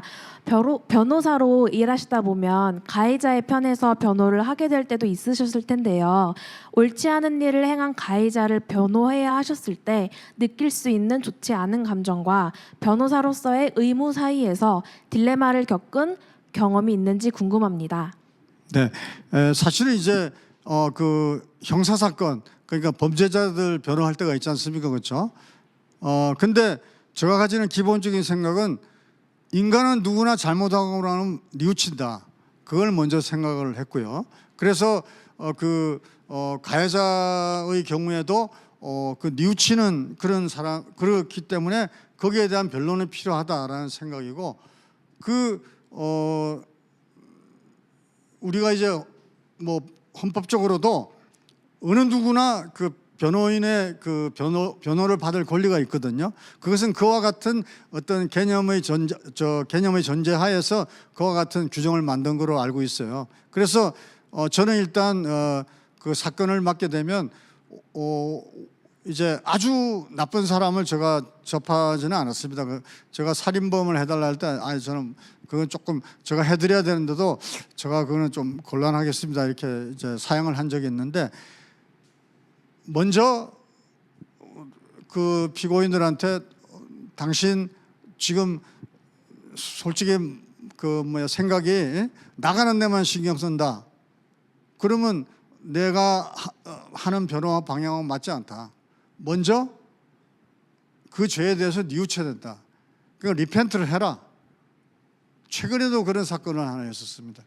그러니까 부모님한테 계속 빨리 나가는 방법만 이렇게 요청을 하고 그다음에 그 부모님이 저 이제 교회 제자인데 그래 할 수 없이 하다가 저한테 왔어요. 근데 내가 그 피고인을 보고 당신이 먼저 뉘우쳐야 된다. 그러지 않고는 좋은 결과가 있을 수 없다. 그런 얘기를 했죠. 그래서 그야말로 나쁜 사람 같은 경우에 이 사람은 이제 교통사고를 크게 내고 거짓말을 많이 한 사람이고 강간범 이런 건 아니었는데 근데 이제 그런 사람 같은 경우에도 우리 누군가의 변호는 받아야 되는 거 그렇죠? 그럴 때 그분들에 대해서 좀 이제 그 뉘우치는 마음을 갖도록 하면서 이렇게 그분들에 접근하죠. 접근하는데 대부분은 일단 그 뉘우치는 게 좀 보여지고 또 몇 분 같은 경우는 뉘우치는 그런 걸 모습을 못 봤어요. 근데 그분들은 사실 결과도 안 좋았어요. 근데 그런 상황에서 제가 보고 저는 이제 사건은 가려맞습니다. 근데 그랬을 때 아주 저는 이렇게 중죄를 범한 사람은 이제 별로 변호를 안 해서 그런데 그럴 때도 하여튼 저는 먼저 얘기를 해가지고 당신의 잘못이 뭔지 그렇게 하고 그리고 그 사람이 거짓말을 해가지고 막 한다고 이렇게 변호를 해달라 그러면 그건 제가 생각하는 방향은 틀리지 않습니까, 그렇죠? 그럼 얘기를 하죠. 이거는 이거 잘못하다 보면 재판부에 나쁜 인상만 줄 것 같다. 이거는 안 했으면 좋겠다. 그래서 저는 이제 그쪽 변론은 그렇게는 변론을 못 합니다. 그리고 이제 막 없는 사실을 만들어서 그렇게는 못 하죠. 그렇게 하면서 이제 그런 분들 같은 경우에는 먼저 자기 스스로 뉘우치기를 내가 좀 이렇게 하고 어떤 때는 사실 그 피고인들을 붙잡고 제가 기도를 사실 많이 합니다. 이렇게 하면서 우리가 나도 사실은 잘못하는 경우가 많지 않느냐. 어느 누구나 그 교도소 담장일을 걷는 그런 사람이다. 똑같은데 뉘우치는 사람하고 뉘우치지 않는 사람하고 결과가 큰 차이가 있다 말이지. 그러면서 이제 설득을 하고 그분들에 대해서도 충분히 변호를 받을 권리가 있으니까 그분들에 대한 그런 입장을 이해하는 선에서 하여튼 제가 거짓말을 안 하는 변론을 하려고 그렇게 저는 마음 먹고 있죠. 대답이 됐는지 모르겠습니다. 안녕하세요. 유아교육학과 임서연입니다. 판사를 하신 후에 변호사로 전향하시게 된 계기가 궁금합니다. 어떤 경험이나 이유가 있으셨던 걸까요? 그리고 법무법인을 운영하시면서 법무법인을 운영하시기 이전과 다른 신념과 목표가 있으신지 궁금합니다. 예. 저는 사실은 이제 그 정년 65세에 퇴임하려고 했습니다. 그래서 이제 사법연수원장을 마치고 나서 그 다시 재판하는 부서로 가서 그렇게 근무하다 나오려고 했는데 뭐 사실은 우리나라의 아주 어두운 역사지만은 이제 제가 모시던 그 대법원장님께서 구속이 되시더라고요. 그래서 제가 그때 그렇게 걸어 들어오시는 거 보고 제가 모셨거든요. 그래서 아주 그리고 존경하는 분이었고, 그래서 이거는 내가 더 이상 이렇게 미련을 가질 이유는 없다. 이런 분을 갖다가 이런 식으로 대접하는 그것은 정의롭지 않다. 저는 그런 판단을 해가지고 제가 사표를 냈고, 그래서 변호사의 길을 이제 5년 먼저 이제 걸은 거죠. 그래서 그런 계기가 있었고, 그러니까 제가 그때 아쉬운 거는 기도를 많이 하지는 못하고 들어오시는 그 법 이렇게 조사받으러 들어오시는 그걸 보고 그때 제가 결정을 해가지고 그렇게 한 거라서 조금 변호사 할 때도 야 이렇게 준비가 안 된 변호사라면 어떡한가 이런 생각을 했는데 뭐 그렇지는 않았습니다. 그래서 제가 그래서 그 하고 나서 바로 이제 그 구치소에 찾아가서 뵙고 인사드리고 그렇게 했는데 이 나중에 그분이 이제 무죄가 났죠, 그렇죠? 지금 글쎄 무죄가 났는데 그게 이제 저의 계기였고, 지금 법무법인을 운영하면서는 일단은 제가 아까 말한 대로 그 굿 어시스턴트가 돼야 된다. 그래서 그분들을 돕는 마음을 가지는 이제 법무법인이 돼야 된다. 그래서 좀 뭐랄까 그 제가 이제 저 사무실 와 보시면 알겠지만은 그 약간 카페 같이 만들었습니다. 그래서 오시는 분이 되게 법률사무소 오시는 분들 좀 마음이 무겁지 않습니까, 그렇죠? 근데 이제 좀 마음 편하게 해드리고, 그리고 저는 항시 이제 내가 뭐 그 모시는 차원에서 항시 바깥쪽에 앉아서 이렇게 하고, 그렇게 하면서 내가 어떤 뭐 기술자로서 이렇게 그 정의롭지 않은 일을 해가지고 이기게 한다. 그거는 원치 않고요. 그야말로 그분들한테 정당하게 평가받을 수 있도록, 그래서 이제 거기에 맞는 결론을 얻을 수 있도록 그렇게 돕는다는 생각을 가지고 일을 하고 있습니다. 네네. 이 질문이 너무 긴 거 아닙니까? 안녕하세요. 법학과 설민입니다. 법조인으로 헌신하시면서 이상에 부합하지 않는 현실과 여러 부정부패들을 많이 보셨을 거라고 생각합니다. 이를 겪으시며 직업에 대한 무력감이나 회의감을 느끼신 적이 있으신가요? 있으시다면 어떻게 극복하셨는지 궁금합니다. 네, 이제 변호사는 결국에는 자기의 뜻을 우선하는 그런 직업은 아닌 것 같습니다. 왜냐하니까 의뢰인의 어떤 희망사항을 잘 반영을 해야 되거든요. 그게 변호사의 첫째 임무 같아요. 그래서 그분들이 이제 그 어떤 뭐 이걸 이렇게 좀 해달라 이렇게 했을 때 그게 제가 맞지 않을 때는 그분들한테 설명을 드렸죠. 이거는 뭐 금방 그 탄론할 그런 거고, 이게 만약 밝혀졌을 때 여러분들한테는 더 좋지 않을 것 같습니다. 이제 그런 설명을 드립니다. 그래서 이제 그분들이 이제 그래도 그걸 해달라 그러면 저는 그거는 제가 변론에 말씀은 못 드리겠고 일단 나중에 저쪽에서 하는 걸 보고 부족할 때 제가 그럼 다시 의논을 드리겠습니다. 그렇게 얘기를 하죠. 그래가지고 이제 그분들을 납득을 시키고요. 그래서 이제 뭐 대개는 좀 따라오시는 것 같아요.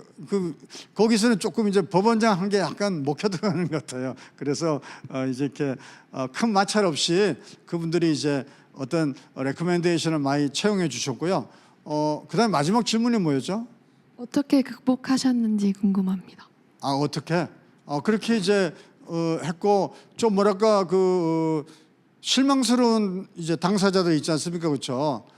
그럴 때는 끝까지 그분들을 제가 좀 설득을 많이 했습니다. 그리고 이제 저의 이게 그 변론을 이렇게 그분들이 요구하는 대로 이제 했을 때 재판부도 사람이기 때문에 금방 그걸 알거든요. 뭐가 맞고 틀린 거를 금방 이게 눈치챌 수 있는데 그건 절대 유리하지 않다고. 그래서 저는 이제 양해를 구해서 그런 식으로 했고, 여태까지는 다들 그걸 받아들이면서 이렇게 조금 화를 내는 그런 분은 그렇게 많지 않았던 것 같습니다.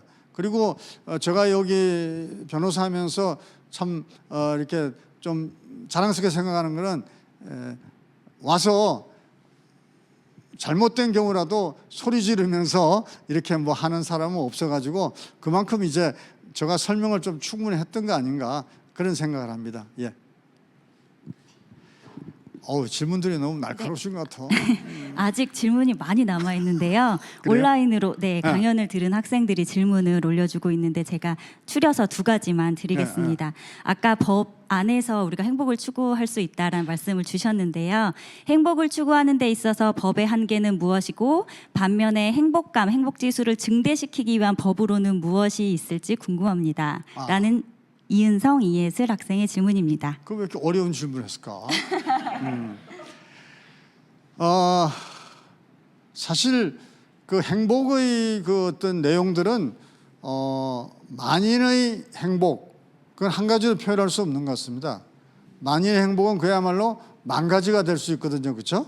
근데 법은 어느 정도의 바라는 그 행복 중에서 그 중에서 어느 정도 선을 그어 가지고 제시를 해줘야 되지 않습니까, 그렇죠? 그래서 법은 만인의 행복을 다 보장해 줄 수 없는 그런 법의 한계는 있다라는 거 하고, 그 다음에 행복감, 행복지수를 이렇게 증대시키기 위한 방법으로는 철학적인 얘기지만은 입장을 바꿔놓고 생각해 봐야 됩니다. 역지사지의 심정, 그걸 생각을 해야 돼. 그래서 이제 그 중국 고전의 대학에 보면 그런 얘기가 있어요. 내가 아까 혈구지도라는 말, 그런 말입니다. 내가 하기 싫은 거는 남한테 해서도 안 되고 또 내 왼쪽에 있는 사람이 싫어하는 거를 오른쪽 사람한테 강요해서도 안 된단 말이지. 그래서 공자 선생님이 기소불욕 물시여인이라는 말도 있어요. 그러니까 내가 하고 싶지 않은 거는 남한테도 해서는 안 된다, 이렇게 돼 있습니다. 그래서 그런 측면으로 여러분들이 좀 이해해 주시면 좋을 것 같습니다. 네, 잘 들었습니다. 2번째 질문은 이은성 학생의 질문인데요. 촉법 소년에 관련한 질문입니다. 촉법 소년의 처벌 연령 및 처벌 강도에 대해서 어떻게 생각을 가지고 계신지 궁금합니다. 제가 갑자기 지금 촉법 소년이 저게 14세인지 저게 소년범을 얘기하거든요. 근데 제가 지금 나이가 제가 금방 찾으면 나오는데, 근데 요거는 제가 혹시 실수할까 봐서, 저는 지금 14세로 생각을 하는데 실수할까 봐서, 그래서 그 연령대는 이제 나중에 인터넷에 금방 나오니까 그렇게 그걸 해결하시려고 하고, 처벌 강도에 대해서는 이제 촉법 소년들에 대해서는 이제 여러분들 왜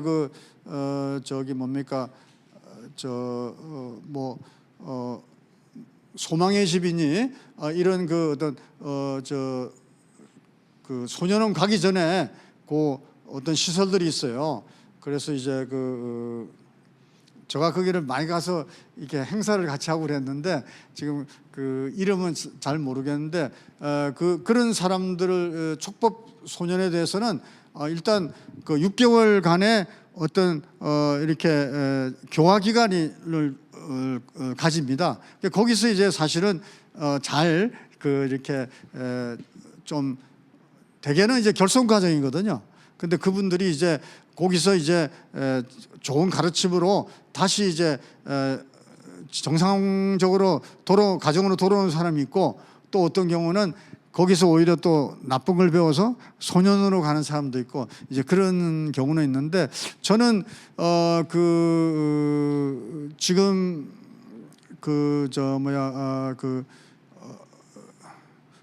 그게 무슨 집인데 내 기억이 안. 하여튼 제가 그거를 갖다가 가서 저 강연을 좀 많이 했었어요. 우리 법원 그 합창단 데리고 가서 공연도 하고 그랬는데 그분들은 참 그 결손 가정이 많아요. 그리고 이제 그야말로 그 부모들의 그 어떤 따뜻한 그리고 아주 이렇게 직접적인 보살핌을 받을 수 없는 분이 많거든요. 그래서 그분들 그 소년원 가기 전에 그분들을 정말 잘 관리해야 돼 가지고 저는 이제 법원에서 그분들에 대해서 좀 특별한 관심을 가지고 자주 이제 판사님들이 가서 얘기도 나누고 그리고 그분들을 위한 공연도 이제 좀 하면서 그렇게 교류를 가지도록 애를 썼었습니다. 그리고 처벌 강도는 지금 여러분들 생각할 때는 그게 그 1호 처분, 2호 처분, 3호 처분, 6호 처분 그래가지고 거기에 따라서 바로 집에 돌아갈 수 있는 사람이 있고 아니면 보호기간 거기에 좀 있어야 되는 사람이 있고 그래요. 근데 그분들의 경우는 우리 가정법원의 판사님들이 굉장히 세심하게 신경을 쓰면서 거기에 맞게 그 처벌이 되도록 그 소년원에 있는 기간을 뭐 없이 하든가 줄인다든가 그런 식으로 운영하고 있습니다. 그래서 그거에서는 지금 아주 비난은 많지 않아요. 형량에 대해서는 비난이 많지 않습니까? 그렇죠? 근데 이쪽 촉법 소년의 처벌 강도에 대해서는 그렇게 비난이 많지는 않습니다. 나사라의 집 뭐 이런 겁니다. 근데 그분들을 위해서 제가 한번 이제 공연을 가진 적이 있는데 그때 왜 블랙핑크가 아니고 무슨 팀을 불렀는데 근데 저는 그분들이 지금도 유명한 분들이에요. 근데 지금 생각이 안 나는데 그분들 해가지고 공연을 했더니 거기 한 6기간 우리 소년원이 아니고 거기 집이 있는데 하여튼 나사로의 집 뭐 이런 분들을 와서 했는데 막 얼마나 좋아하고 완전 축제장이었어요. 그래서 이게 살리는 거구나 그런 생각을 많이 해서 조금은 그 사람들에게 뭔가 직접적인 치유를 줄 수 있는 그런 어떤 프로그램 운영이 필요하다.